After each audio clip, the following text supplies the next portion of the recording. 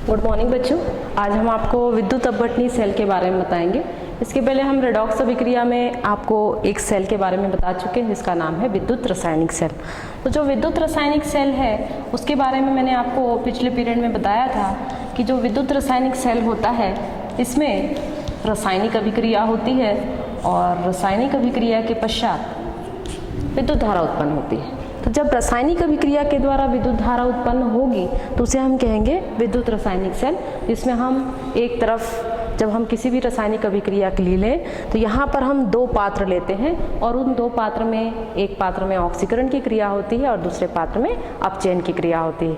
ऑक्सीकरण की जब क्रिया होती है तो उसके लिए हम उसे एनोड लेते हैं और एनोड में जब भी हम इस प्रकार का पात्र बनाते हैं, इस प्रकार का पात्र होता है विद्युत रासायनिक सेल के लिए, और यहाँ पर एक इलेक्ट्रोड लगा हुआ होता है और ये है सॉल्ट ब्रिज, जैसा कि मैंने आपको पिछले पीरियड में बताया था, और यहाँ विलयन होता है इस प्रकार से, ये हम आपको पहले भी बता चुके हैं। और इसका संपर्क हम कुंजी से और गैल्वेनोमीटर से कर देते हैं इस प्रकार से। तो ये विद्युत रासायनिक सेल है, इसमें हमने दो सेल लिया था और यहाँ पर हमने इसे एनोड कहा था और इसे हम ऋणात्मक आवेश, ऋणात्मक ध्रुव, और इसे हम कैथोड कहते हैं। ये कैथोड के समान व्यवहार कर रहा है और ये धन ध्रुव के रूप में होता है।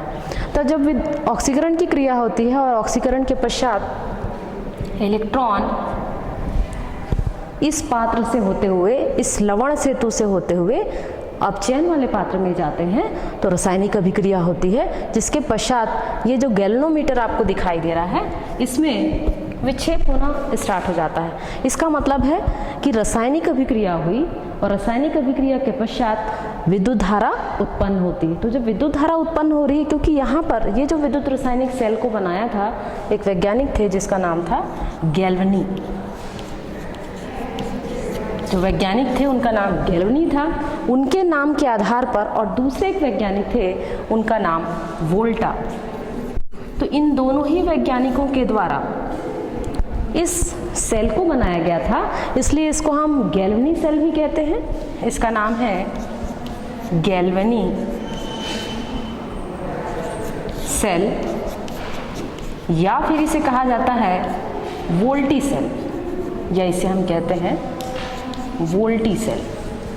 वैज्ञानिकों के नाम के आधार पर इसका नामकरण किया गया था, इसलिए इसे हम गैल्वनी सेल और वोल्टी सेल कहते हैं। क्योंकि यहाँ पर जो ऑक्सीकरण अभिक्रिया हो रही है, ऑक्सीकरण के पश्चात यहाँ से इलेक्ट्रॉन निकल रहे हैं और यहाँ हमने लिया था जिंक इलेक्ट्रोड, और यहाँ जो विलयन हमने, जिस विलयन में इस इलेक्ट्रोड को डुबाया था उसका नाम था जिंक सल्फेट। ठीक इसी तरह जो दूसरा विलयन हमने पात्र में लिया है इसमें कॉपर इलेक्ट्रोड है और जो विलयन है वो कॉपर सल्फेट का विलयन है। तो इस प्रकार से आप देखेंगे कि यहाँ पर जो सेल हमने तैयार किया था उस सेल को गैल्वनी नामक वैज्ञानिक ने और वोल्टा नाम के वैज्ञानिक ने इसे प्रतिपादित किया था, इसे बनाया था, और इसकी जो क्रियाविधि उन्होंने बताई थी, जो कि क्रियाविधि रेडॉक्स अभिक्रिया पर आधारित है।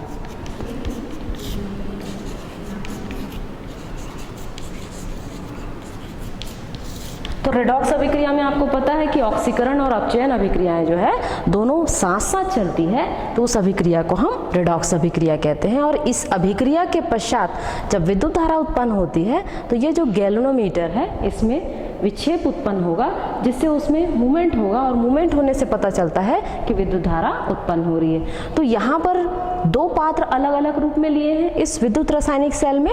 तो यहाँ पर दो पात्र में, एक अलग पात्र में ऑक्सीकरण की क्रिया हो रही है और दूसरे पात्र में अपचयन की क्रिया हो रही है। तो इस प्रकार से ऑक्सीकरण और अपचयन की क्रिया के द्वारा विद्युत धारा के उत्पन्न होने की जो क्रिया है उसे जिस सेल के अंदर प्रतिपादित किया जा रहा है उस सेल को, दोनों को मिलाकर हम कहते हैं विद्युत रासायनिक सेल।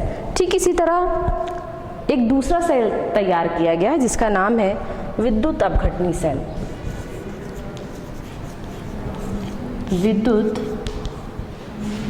अपघटनी सेल। अब जैसा कि नाम से ही परिलक्षित हो रहा है, विद्युत अपघटनी है, मतलब अपघटन हो रहा है। यहाँ पर रासायनिक अभिक्रिया हो रही थी और रासायनिक अभिक्रिया के पश्चात विद्युत धारा उत्पन्न हो रही है। लेकिन जो विद्युत अपघटनी सेल है, इसके लिए हम उसी तरह से हम एक पात्र बनाएंगे और ये पात्र इस प्रकार का होगा। जैसे इसके लिए हमने एक पात्र लिया इस प्रकार से और यहाँ पर एक विलयन भर दिया। मान लीजिए हमने यहाँ विलयन इस प्रकार से भरा है और यहाँ पर हमको 2 इलेक्ट्रोड लिखना है।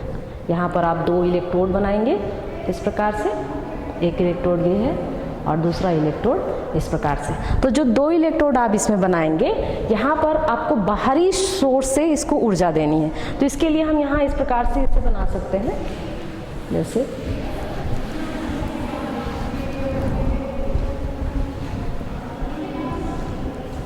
यहाँ पर आप बाहरी सोर्स से डीसी आप दे दीजिए, डायरेक्ट करंट, और ये इलेक्ट्रोड है और यहाँ पर ऋण ध्रुव है और ये धन ध्रुव है। तो यहाँ पर जैसे ऋण ध्रुव को हम एनोड बोलते थे, यहाँ पर हम इसे कहेंगे कैथोड। इसे कहा जाएगा कैथोड और यहाँ इसे कहा जाएगा एनोड। चेंज हो गया। विद्युत रासायनिक सेल में हम जो ऋण ध्रुव था उसे हम एनोड कहते थे, लेकिन यहाँ ऋण ध्रुव को हम कैथोड कहेंगे और यहाँ पर हम धन ध्रुव को, या ये इलेक्ट्रोड है तो यहाँ पर मान लीजिए एक इलेक्ट्रोड हमने लगाया है जो कि ऋण ध्रुव वाला है और दूसरा इलेक्ट्रोड हमने धन ध्रुव वाला लिया है। और यहाँ पर हम कोई भी विद्युत अपघट्य ले लें, विद्युत अपघट्य। और जैसा कि आपको पता है कि जो विद्युत अपघट्य होते हैं वो जलीय विलयन में जो है अपघटित हो जाते हैं, लेकिन उसके लिए उनको विद्युत धारा देनी पड़ती है। तो यहाँ पर हम जैसे ही विद्युत अपघट्य के अंदर दोनों इलेक्ट्रोड को डाल देते हैं, तो डालने के बाद इसमें विद्युत धारा बाहरी स्रोत से हम दे रहे हैं। तो जब बाहरी स्रोत से विद्युत धारा दी जाती है तो उस परिस्थिति में क्या होता है कि जो इलेक्ट्रोड है, यहाँ पर जो मौजूद विद्युत अपघट्य है, जैसे मान लीजिए यहाँ पर सोडियम क्लोराइड है, मान लीजिए यहाँ सोडियम क्लोराइड है विद्युत अपघट्य के रूप में, तो यहाँ पर आप देखेंगे जो सोडियम क्लोराइड है तो 2 भाग दिखाई दे रहे हैं इसमें। तो जो सोडियम और क्लोराइड है, तो इसमें से जैसे ही इसका विभाजन होगा तो सोडियम क्लोराइड किस में टूट जाएगा, अपने आयनों में टूट जाएगा, और ये आयन होंगे Na+ आयन और Cl- आयन। तो जो Na+ आयन है और Cl- आयन है, जो कि आपको पता है कि यहाँ पर ऋण ध्रुव और धन ध्रुव है, तो ये जो आयन बने हुए हैं ये आयन अपने विपरीत आवेशित इलेक्ट्रोड की ओर गति करते हैं।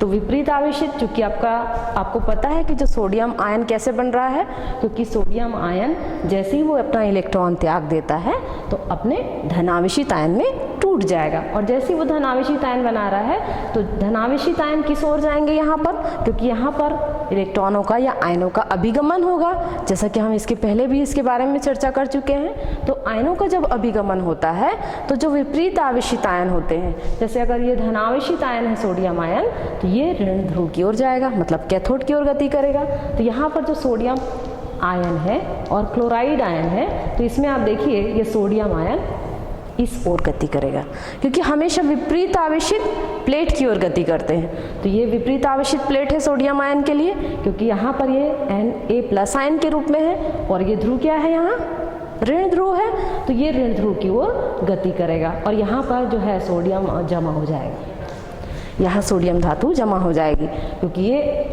सोडियम आयन में धनात्मक आवेश है। ठीक इसी तरह जो क्लोराइड आयन है, क्लोराइड आयन में ऋणात्मक आवेश होता है और ये ऋणात्मक आवेश धनावेशित प्लेट की ओर जमा हो जाएगा। तो यहाँ पर ये जो क्लोरीन गैस के रूप में निकल जाएगी, क्योंकि यहाँ पर जो क्लोरीन है, क्योंकि सोडियम आयन, ये सोडियम आयन है, और यदि हम क्लोरीन आयन की बात करते हैं, क्योंकि सोडियम आयन का निर्माण कैसे हो रहा है, यदि हम सोडियम आयन की बात करें तो इसका निर्माण कैसे होगा, जब सोडियम धातु अपने में से इलेक्ट्रॉन को निकाल देगा, ये इसका ऑक्सीकरण होगा और ऑक्सीकरण से Na+ आयन बन जाएगा। ठीक इसी तरह जब क्लोराइड आयन की बात हो रही है, तो जो क्लोराइड आयन है इसके द्वारा निकाले गए इलेक्ट्रॉन, यहाँ पर मान लीजिए एक Cl आयन है और अगर इनकी संख्या बहुत अधिक है, क्योंकि ये इलेक्ट्रोलाइट है या विद्युत अपघट्य है, तो ये पूरी तरह से उसमें घुल जाएगा, और जब पूरी तरह से 100% घुल जाएगा तो यहाँ पर इसकी मात्रा मान लीजिए ये 2Cl के रूप में या ये 2Na के रूप में है, तो यहाँ पर Na के रूप में होगा, यहाँ पर 2Na+ आयन होगा। ठीक इसी तरह यहाँ 2Cl- आयन है, तो 2Cl- आयन किस में बदल जाएगा, इलेक्ट्रॉन लेकर के, 2 इलेक्ट्रॉन होंगे। यहाँ पर यदि 2Na प्लस आयन है तो यहाँ पर इलेक्ट्रॉन की संख्या कितनी हो जाएगी? 2 हो जाएगी। यहाँ इसको आप 2 लिख सकते हैं यहाँ पर इस प्रकार से। इसको हम 1 ना लिख करके 2 लिखेंगे तो यहाँ हो गया ये 2 इलेक्ट्रॉन माइनस। तो ये जो 2 इलेक्ट्रॉन माइनस है ये 2Cl माइनस आयन के द्वारा ग्रहण कर लिए जाएंगे, और जैसे ये ग्रहण कर लेगा तो यहाँ पर क्या हो जाएगा? ये Cl2 ये जुड़ जाएगा, क्योंकि अब ये किस अवस्था में आ गया? आणविक अवस्था में आ गया, और ये गैस जो है यहाँ पर मुक्त हो जाएगी। तो यहाँ पर वही क्रिया हो रही है, लेकिन आप देखिए यहाँ पर पात्र आपको 2 दिखाई दे रहे हैं, लेकिन यहाँ पात्र क्या है? एक ही पात्र है। एक ही पात्र के अंदर दोनों ही रिएक्शन हो रही है, दोनों ही अर्धशैल अभिक्रिया हो रही है। एक अर्धशैल अभिक्रिया यहाँ पर देखिए ऑक्सीकरण की हो रही है और दूसरी अपचयन की हो रही है। तो यहाँ पर भी सोडियम आयन का ऑक्सीकरण हो रहा है। तो ऑक्सीकरण में पता है आपको कि जो आवेश होते हैं वो बढ़ जाते हैं। जैसे अगर हम किसी दूसरे परमाणु की बात करें, जैसे मान लीजिए यहाँ पर Fe है, Fe2 प्लस आयन है, और यदि इसका ऑक्सीकरण हो रहा है तो Fe2 प्लस आयन का ऑक्सीकरण होगा, ये बन जाएगा Fe3 प्लस आयन। तो यहाँ संयोजकता में वृद्धि हो रही है। तो जब संयोजकता में वृद्धि होती है तो उसे हम ऑक्सीकरण कहते हैं। यहाँ पर भी संयोजकता में वृद्धि हो रही है, क्योंकि पहले ये धात्विक अवस्था में था, या ये इस रूप में है। मान लीजिए Cu प्लस आयन है, तो Cu प्लस आयन यदि Cu2 प्लस आयन में बदल रहा है इस प्रकार से, तो यहाँ पर भी देखिए आप संयोजकता बढ़ रही है।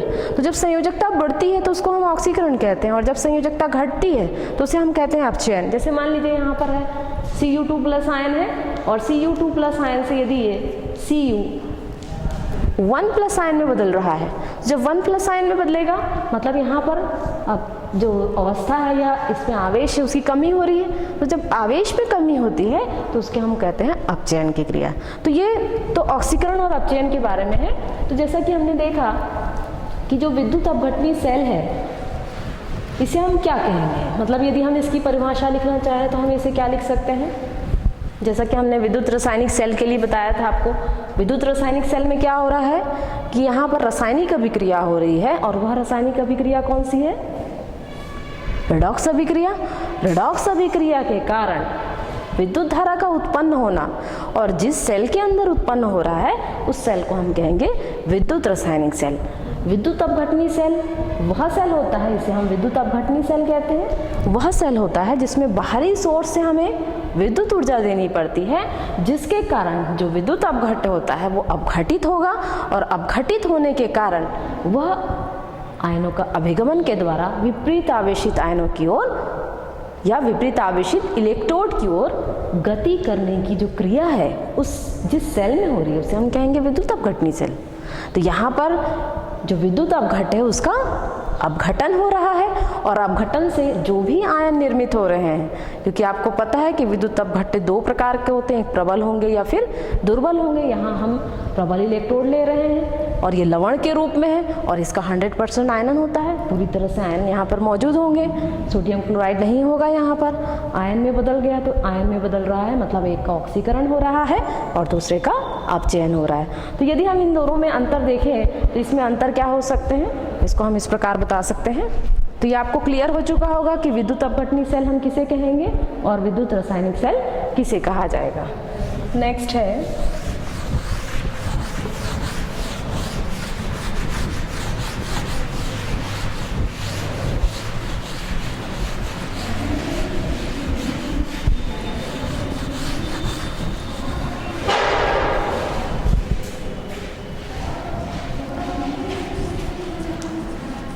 एक तरफ आप लिख दीजिए विद्युत रासायनिक सेल,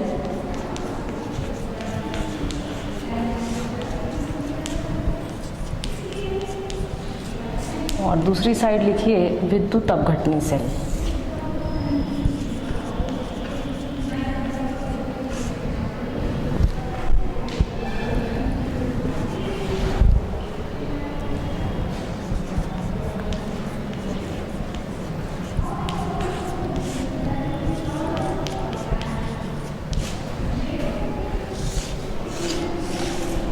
इसमें आप सबसे पहला पॉइंट इसकी परिभाषा दे सकते हैं। सबसे पहले आप परिभाषा देंगे इसकी।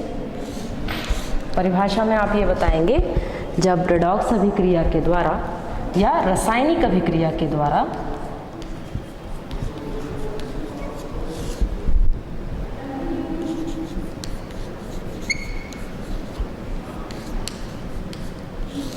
रासायनिक अभिक्रिया से विद्युत ऊर्जा उत्पन्न की जाती है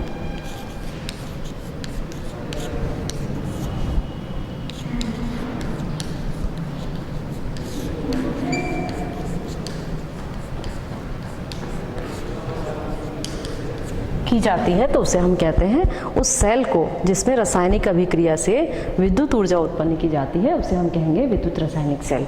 यदि हम विद्युत अपघटनी सेल की बात कर रहे हैं तो बाहरी सोर्स से, बाहरी स्रोत से विद्युत ऊर्जा देने पर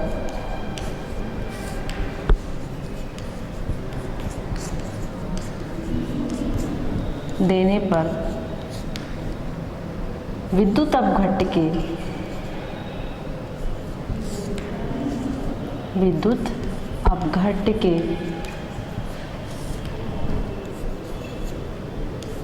का अपघटन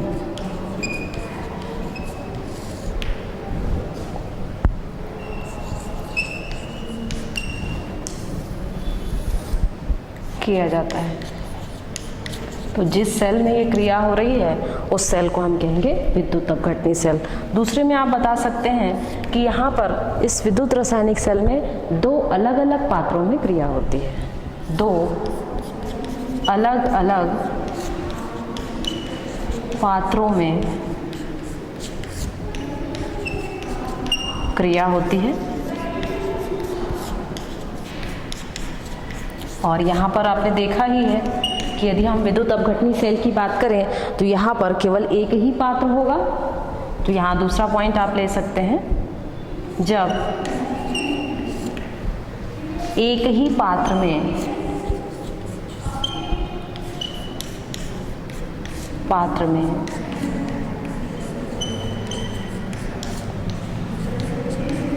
क्रिया होती है तो उसे हम कहेंगे विद्युत रासायनिक सेल। तीसरा पॉइंट आप दे सकते हैं यहाँ पर कि जो विद्युत रासायनिक सेल होता है उसमें आपने देखा कि एनोड को हम ऋण ध्रुव मानते हैं। एनोड ऋण ध्रुव व कैथोड को धन ध्रुव लिया जाता है। लेकिन आप देखिए, जब हम विद्युत रासायनिक सेल की, विद्युत अपघटनी सेल की बात करते हैं तो यहाँ जस्ट उल्टा होगा। यहाँ पर जो एनोड होगा उसको हम कहेंगे धन ध्रुव, या ऋण ध्रुव को कैथोड कहा जाता है। ऋण ध्रुव को कैथोड व धन ध्रुव को एनोड कहा जाता है। तो इस प्रकार से आप देख सकते हैं कि यहाँ पर हमने देखा कि रासायनिक अभिक्रिया से विद्युत ऊर्जा उत्पन्न हो रही है या दो अलग अलग पात्रों में ले रहे हैं, और तीसरा इस प्रकार से। तो यहाँ पर आप बता सकते हैं यहाँ पर रासायनिक रेडॉक्स अभिक्रिया हो रही है। अगला पॉइंट आप दे सकते हैं, चौथा नंबर,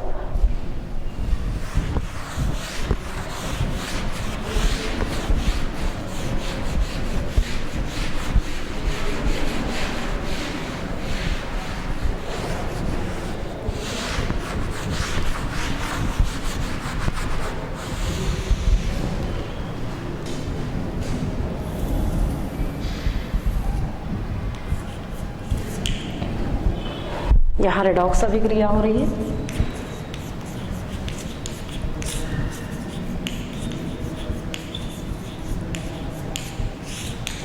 और यहाँ आप बता सकते हैं अपघटन हो रहा है।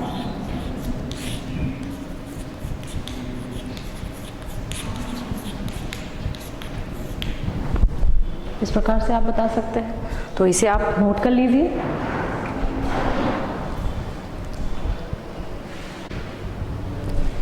इसे आपने नोट कर लिया होगा। इसके आगे हम देखते हैं पांचवा पॉइंट आप इसमें बता सकते हैं कि जब विद्युत रासायनिक अभिक्रिया होती है तो इसमें हम लवण सेतु का इस्तेमाल करते हैं, एक ब्रिज का इस्तेमाल करते हैं जिसके सहारे इलेक्ट्रॉन एक स्थान से या एक पात्र से दूसरे पात्र में जा रहा है। तो यहाँ पर आप बता सकते हैं लवण सेतु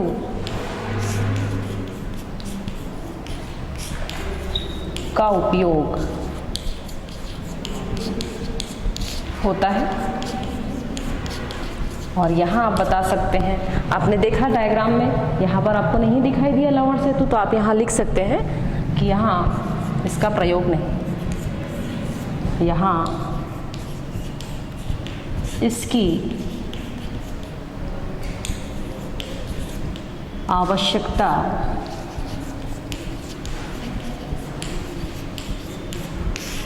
नहीं होती।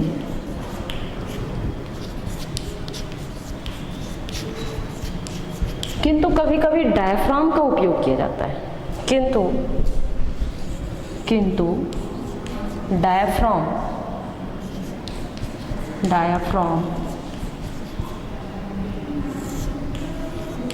का उपयोग होता है।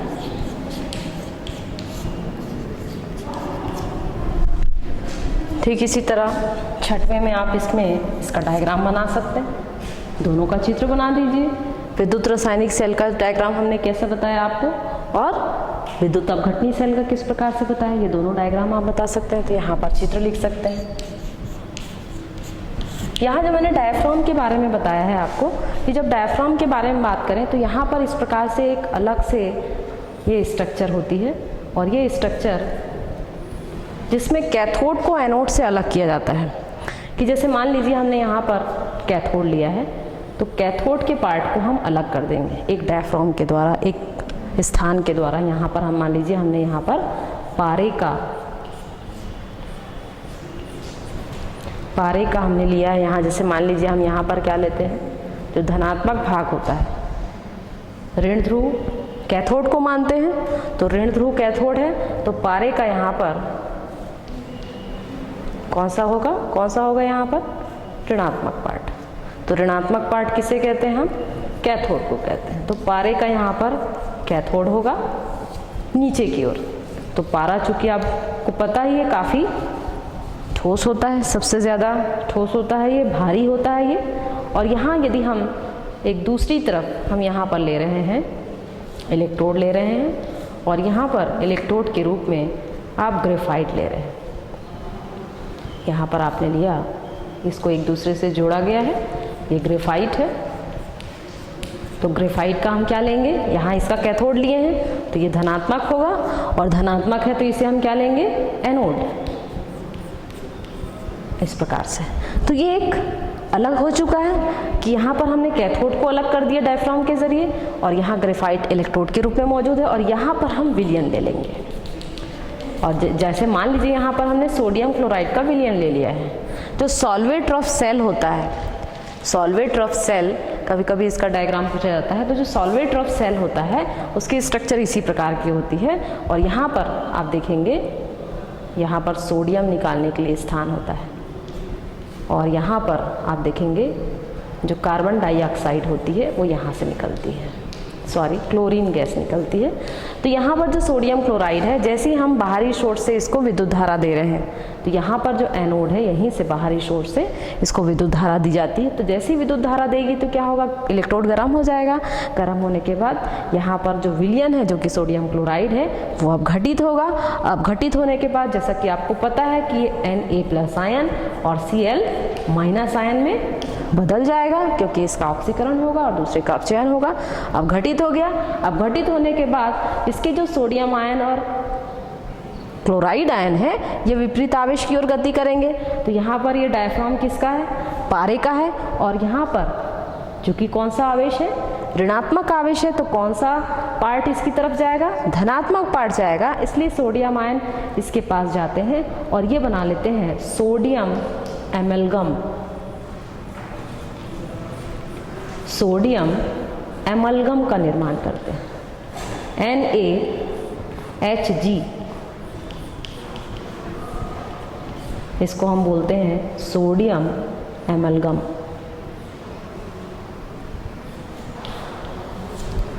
सोडियम एमलगम बनता है।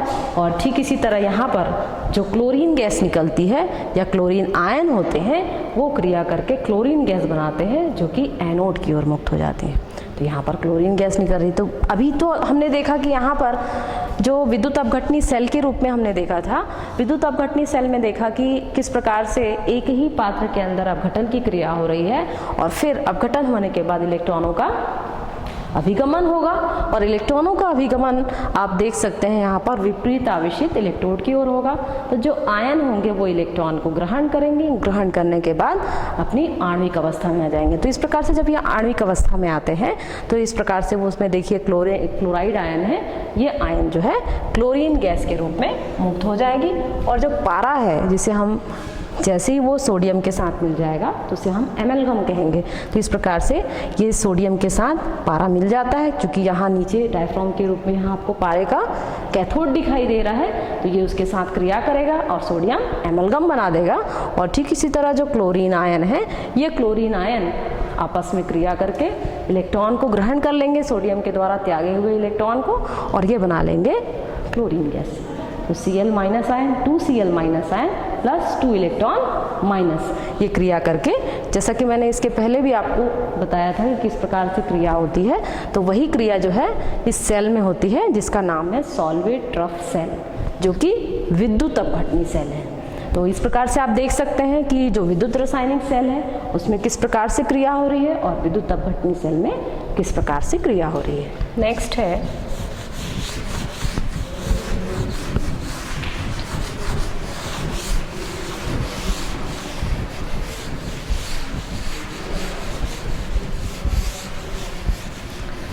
तो यहाँ पर एक चीज़ आपको ये ध्यान में रखना है कि जब भी विद्युत अपघटनी सेल के बारे में बताएंगे तो यहाँ पर बाहरी स्रोत से आपको ऊर्जा देनी है। तो सेल यहाँ पर दो प्रकार के हैं, एक है सेल विद्युत रासायनिक सेल और दूसरा है विद्युत अपघटनी सेल। तो यहाँ पर इसको बताते हुए जब रेडॉक्स अभिक्रिया को बताते हैं तो एक और पॉइंट आता है जिसका नाम है विभव।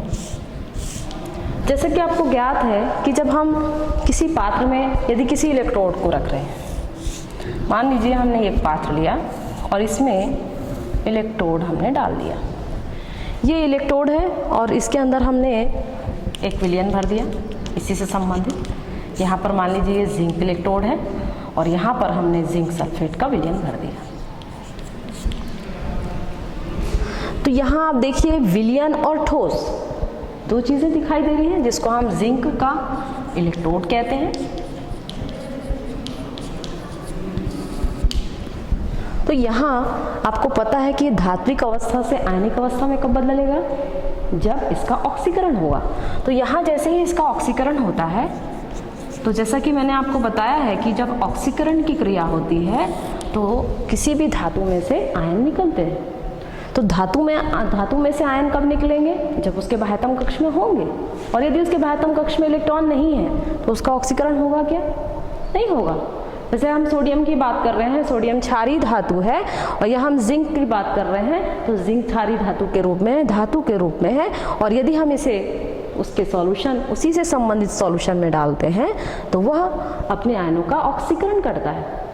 तो जिंक का जो परमाणु होता है वो अपने में से इलेक्ट्रॉन निकालेगा और इलेक्ट्रॉन निकालने के बाद जिंक 2 आयन में कन्वर्ट हो जाएगा। यह जिंक 2+ आयन में बदल रहा है। तो जब जिंक 2+ आयन में बदल रहा है तो यहाँ पर 2 इलेक्ट्रॉन माइनस आयन निकलेंगे, और ये जो 2 इलेक्ट्रॉन माइनस आयन के रूप में है, चूंकि यहाँ पर प्लस आवेश के रूप में है, तो यहाँ पर इसके बाहर पूरे प्लस आयन आच्छादित हो जाते हैं, यहाँ मौजूद होंगे।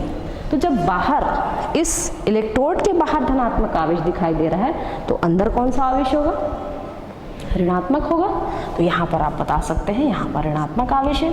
तो ये जो ऋणात्मक आवेश है इसके कारण जो विभव उत्पन्न होगा, मतलब यहाँ देखिए धन विभव दिखाई दे रहा है और अंदर में ऋण विभव दिखाई दे रहा है। तो इसके कारण जो विभव उत्पन्न हो रहा है, और ये किसके कारण हो रहा है, ऑक्सीकरण के कारण भी हो सकता है। जैसे मान लीजिए यदि हम यहाँ दूसरा इलेक्ट्रोड ले लें, जैसे मान लीजिए हमने एक दूसरा पात्र यहाँ बनाया है, ये एक पात्र लिया हमने और यहाँ पर हम कॉपर का इलेक्ट्रोड ले रहे हैं और उसे कॉपर सल्फेट के विलयन में हमने डुबा दिया। ये हमने कॉपर का इलेक्ट्रोड लिया और इसमें कॉपर सल्फेट के विलयन में इसे हमने डुबा दिया। तो डुबाने के बाद चूंकि आपको पता है कि जो कॉपर का इलेक्ट्रोड होता है पहले से ही किस अवस्था में मौजूद है, ऑक्सीकृत अवस्था में मौजूद है। यहाँ पर पहले से ही धनात्मक आयन मौजूद रहते हैं और ये 2+ आयन के रूप में मौजूद रहते हैं। तो ये जो इलेक्ट्रॉन होते हैं इस इलेक्ट्रॉन को ग्रहण करते हैं। मतलब यहाँ पर जो जिंक आयन है, क्योंकि इसमें अपचयन की क्रिया होती है। कॉपर की बात करें तो यहाँ ऑक्सीकरण नहीं होगा क्योंकि पहले से ही Cu2+ आयन के रूप में मौजूद रहते हैं। तो यहाँ पर यदि क्रिया हो रही है तो यहाँ जैसे कि हमने देखा कि यहाँ प्लस आयन है तो यहाँ पर क्या होगा, ऋणात्मक हो जाएगा और अंदर क्या होगा, धनात्मक, क्योंकि यहाँ पर अपचयित अवस्था में है तो अंदर ऑलरेडी क्या होगा, धनात्मक।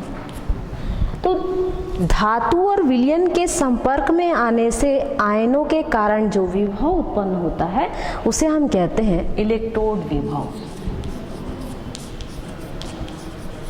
तो ये जो इलेक्ट्रोड विभव होता है वो किसके कारण उत्पन्न हो रहा है, इलेक्ट्रोड के कारण हो रहा है। इलेक्ट्रोड ना हो तो किसका ऑक्सीकरण होगा, किसी का होगा क्या, नहीं होगा। इलेक्ट्रोड की मौजूदगी में ही इलेक्ट्रोड का विभव उत्पन्न हो रहा है, क्योंकि इलेक्ट्रोड के कारण ही उत्पन्न हो रहा है, चाहे वो ऑक्सीकरण के रूप में हो चाहे वह अपचयन के रूप में हो। यदि ऑक्सीकरण के रूप में हो रहा है तो यहाँ पर धातु में से इलेक्ट्रॉन निकलेंगे और जब धातु में से इलेक्ट्रॉन निकलेंगे तो बाहर धनात्मक आवेश आच्छादित हो जाएंगे और अंदर वो अपचयित अवस्था, जिसका ऑक्सीकरण होता है वो अपचयित हो जाता है, मतलब वो अपचायक होता है, क्योंकि उसमें अब इलेक्ट्रॉन ग्रहण करने की क्षमता आ जाती है।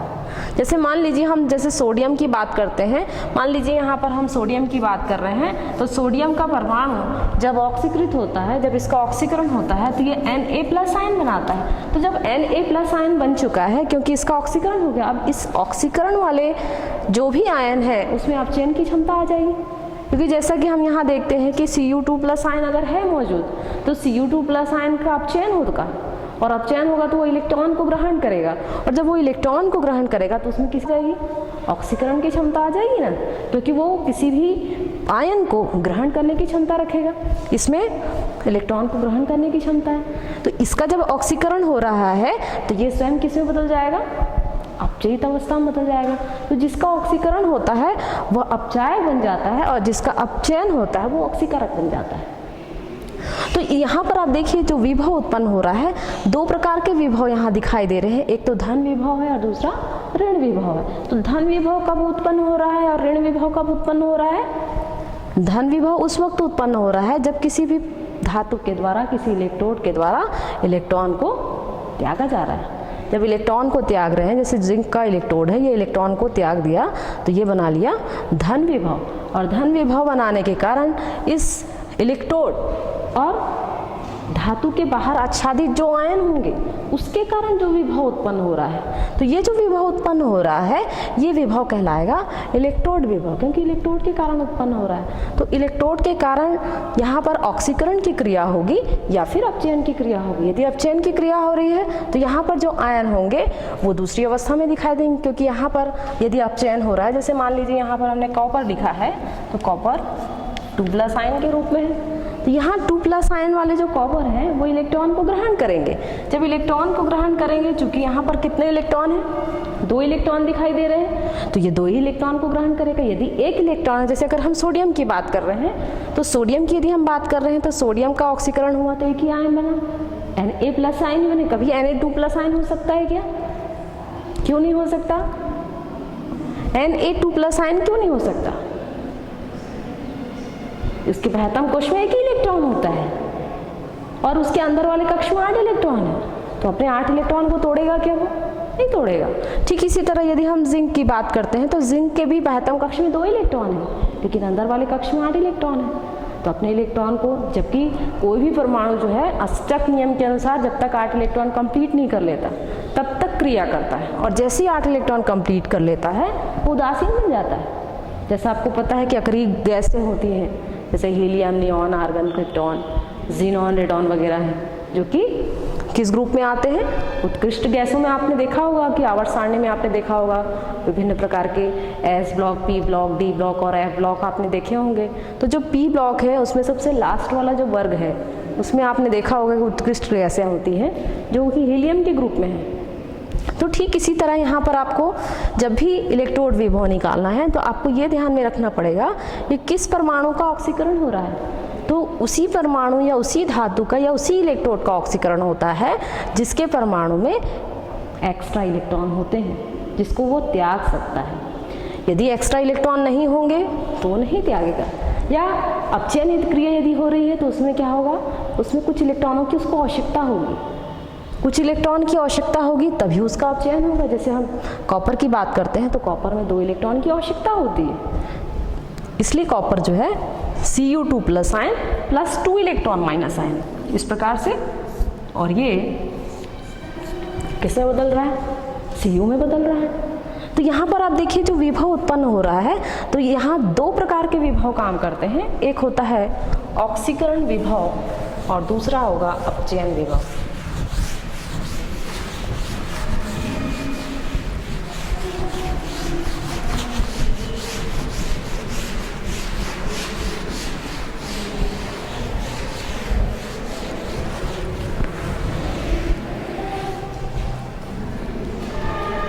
तो 2 प्रकार का विभव काम कर रहा है। एक है यहाँ पर ऑक्सीकरण विभव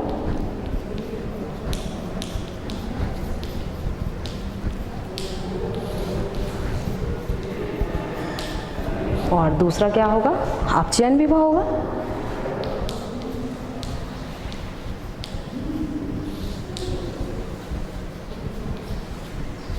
और ये जो ऑक्सीकरण विभव है ये कैसे उत्पन्न हो रहा है? अपचयन विभव कैसे उत्पन्न हो रहा है? इस प्रकार से उत्पन्न हो रहा है, इलेक्ट्रोड और विलयन के बीच उत्पन्न हो रहा है। और यदि ऑक्सीकरण की क्रिया होगी तो धातु के द्वारा इलेक्ट्रॉन निकाले जाएंगे और निकालने के कारण बाहरी क्षेत्र में इलेक्ट्रोड के बाहर धनात्मक आवेश आ जाएगा। और यदि इसका अपचयन हो रहा है तो पहले से यहाँ पर किस अवस्था में मौजूद है? ये अपचयित अवस्था में है। तो अपचयित अवस्था में है तो ये Cu2 प्लस आयन के रूप में होगा। और जैसे ही वो अपने इलेक्ट्रॉनों को ग्रहण कर लेता है तो किस अवस्था में बदल जाता है? वो अंदर वाला जो क्षेत्र होगा वो धनावेशित हो जाएगा और बाहर का क्षेत्र कैसा होगा? ऋणावेशित हो जाएगा। तो इस प्रकार से आप देख सकते हैं कि जो इलेक्ट्रोड विभव है वो इलेक्ट्रोड विभव 2 प्रकार से काम करता है, एक तो ऑक्सीकरण के रूप में और दूसरा अपचयन के रूप में। यदि ऑक्सीकरण की क्रिया हो रही है तो यहाँ पर क्या होगा? परमाणु के द्वारा इलेक्ट्रॉन दान किए जाएंगे। यदि अपचयन की क्रिया हो रही है तो वहाँ पर इलेक्ट्रॉन को ग्रहण किया जाएगा। तो इस प्रकार से आप देख सकते हैं कि जो इलेक्ट्रोड विभव है ये इलेक्ट्रोड विभव 2 प्रकार का होगा। और यहाँ इसमें आप बता सकते हैं कि विलयन और धातु के बीच विभव के कारण एक अंतर उत्पन्न होता है, उस अंतर को कहते हैं हम विभवांतर।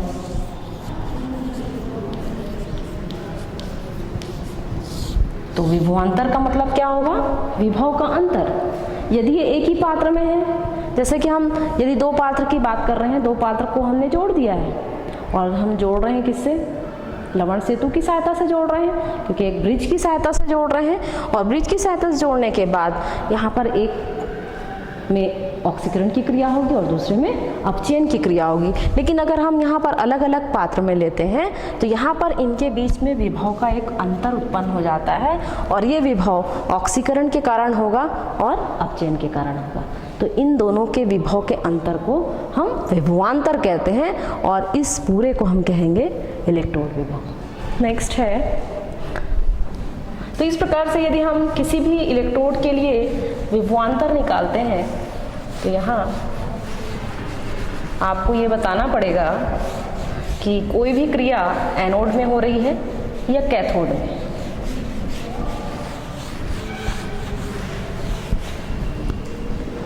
तो यहाँ पर जैसे मान लीजिए हमने यहाँ पर M एक धातु लिया है और धातु लेने के बाद इसमें से इलेक्ट्रॉन निकल रहे हैं। तो यहाँ पर होगा M plus ion plus N electron minus ion. तो यहाँ पर जो N इलेक्ट्रॉन माइनस आयन है यहाँ इसे हम कहेंगे ऑक्सीकरण।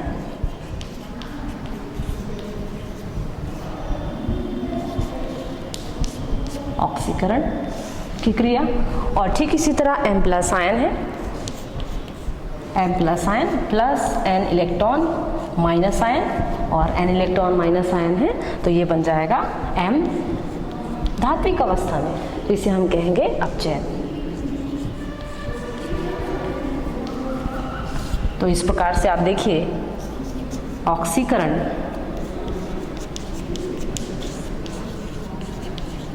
ऑक्सीकरण के कारण उत्पन्न विभव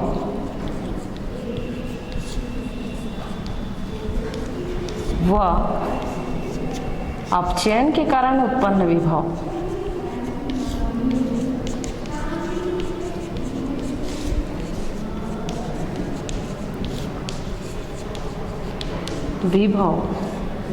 को क्रमशः हम क्या कहेंगे, ऑक्सीकरण विभव और अपचयन विभव, उत्पन्न विभव के अंतर को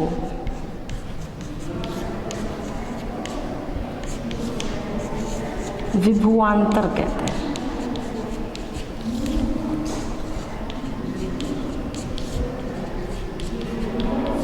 तो इस प्रकार से आपने देखा कि किस प्रकार से विद्युत रासायनिक सेल और विद्युत अपघटनी सेल में हम अंतर बता सकते हैं। ठीक इसी तरह विभवांतर क्या है, इलेक्ट्रोड विभव क्या है, रेडॉक्स अभिक्रिया कैसी होती है। तो आज के लिए बस इतना ही, आगे का हम नेक्स्ट टाइम आपको बताएंगे। Thank you.